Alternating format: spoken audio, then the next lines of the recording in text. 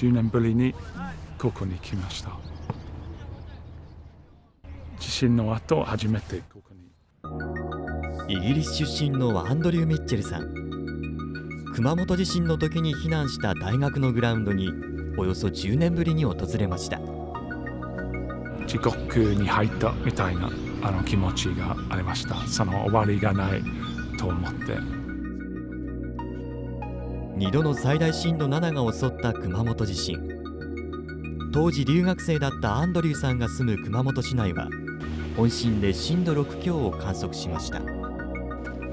母国のイギリスは震度2や3がたまに起こる程度で、地震の時にどんな行動を取ればいいか分かりません。隣に住む日本人が声をかけてくれて避難することになりました。座ったりちょっと待ちたり、でも余震でめっちゃ揺れて全然眠れなかった。留学生は災害が起こったらどうすればいいことが全然わからなくて、簡単に情報がもらえないことにびっくりしました。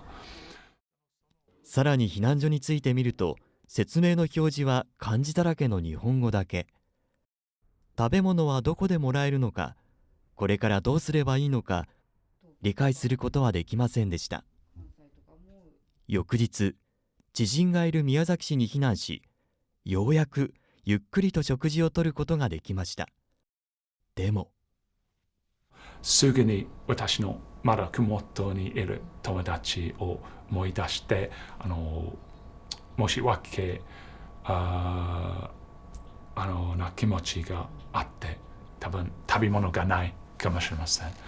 本当に辛い気持ちでした。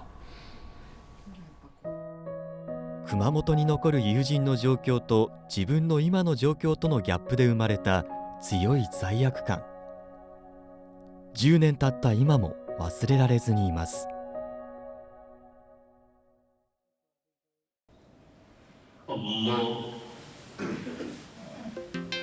熊本地震では別の悩みに直面した外国人も。避難所の食べ物を食べられないでしょ。最初の問題ですね。熊本大学の近くにある熊本イスラミックセンター。礼拝の時間になるとイスラム教徒が集まります。センターの代表を務めるマーロス・イスバフィさんはハラル食材の販売やレストランを営んでいます。熊本地震の時、マーロさんのもとには留学生から困りごとが寄せられていました。それは最初の日は500ミリのペットボトル水、そして2人でビスキット1個だけとかですね。でもそのビスキットは豚肉入ってるんですよ。だからイスラムの人たちは食べられないんですよ。だからその時2日ぐらいみんな食べ物なかったですね。食事の問題です。イスラム教徒はアルコールや豚肉由来の食べ物を口にすることが禁じられているからです。数日後、インドネシア大使館などから支援物資が届き、マーロさんは他の人にも配りたいと考え避難所に電話をしました。すると、すいません、いらないです、大丈夫です。多分みんな怖いかな、イスラムのこととかね。ちょっと悲しいですね。それでも支援を続けるうち、地域の人が心を開いてくれるようになったといいます。その怖いですか、私の。でもそれは最初からだけですね。今は問題ないですね。みんな人間一緒に人間だから一緒に手伝いたいだからね。イスラム教徒への怖さは互いの文化を知らないことから生まれていると考えたマーロさん。地震の後、国や宗教のことだけでなく、外国人が日本のルールを学ぶ姿勢を積極的に発信しています。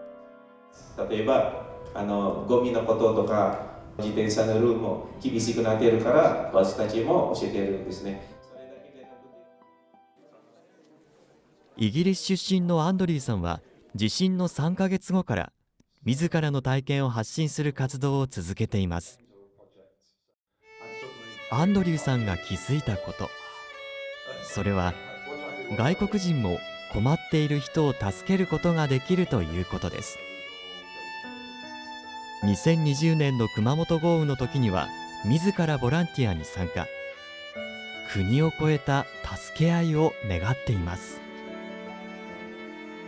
ただの被災者にならないでください。もし日本語があまりわからなくても、外国人はいろんなボランティア活動ができる。ジェスチャーでみんなわかる。外国人にも日本人にもそのメッセージを伝えたいです。